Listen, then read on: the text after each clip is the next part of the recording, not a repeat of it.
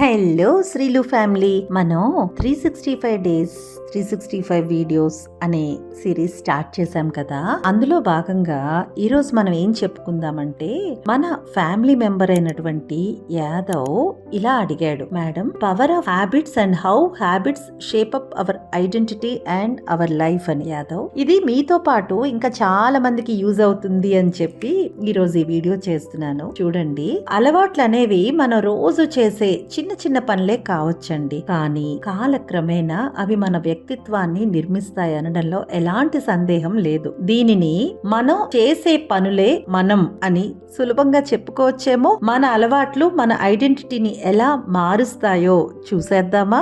అలవాట్లు మీపై మీకు నమ్మకాన్ని కలిగిస్తాయి. ఎలా అంటారా? మీరు రోజు వ్యాయామం చేస్తున్నారు అంటే మీరు కేవలం ఫిట్నెస్ సాధించడం మాత్రమే కాదు, నేను క్రమశిక్షణ కలిగిన వ్యక్తిని అనే నమ్మకాన్ని మీ మనసులో స్థిరపరచుకుంటున్నారన్నమాట. మీరు చేసే ప్రతి పని మీ ఐడెంటిటీ కోసం వేసే ఒక ఓటు లాంటిది. మన అలవాట్లలో మరో ముఖ్యమైనది ఏంటనుకుంటున్నారా? ఖాళీ సమయాల్లో పుస్తకాలు చదవడం. అంటే మీరు జ్ఞానానికి విలువ ఇచ్చే వ్యక్తిగానా లేక వినోదానికి ప్రాధాన్యత ఇచ్చే వ్యక్తిగానా అనేది మీ అలవాట్లు అనేవి నిర్ణయిస్తాయి. మీ ఆలోచన విధానాన్ని, మైండ్ సెట్ ని మీ మంచి అలవాట్లు ఎలా మారుస్తాయి అనుకుంటున్నారా? మంచి అలవాట్లు ఉన్నప్పుడు మనలో ఒక సానుకూల దృక్పథం, అదేనండి పాజిటివ్ మైండ్ సెట్ అనేది పెరుగుతుంది. ఉదాహరణకు, ప్రతి రోజు కూడా కృతజ్ఞత చెప్పుకోవడం, అదేనండి గ్రాటిట్యూడ్. ఎవరొక చిన్న మంచి మనకి చేసినా వాళ్ళ పట్ల గ్రాటిట్యూడ్ కలిగి ఉండడం, గ్రాటిట్యూడ్ చూపించడం అనేది. ఈ అలవాటు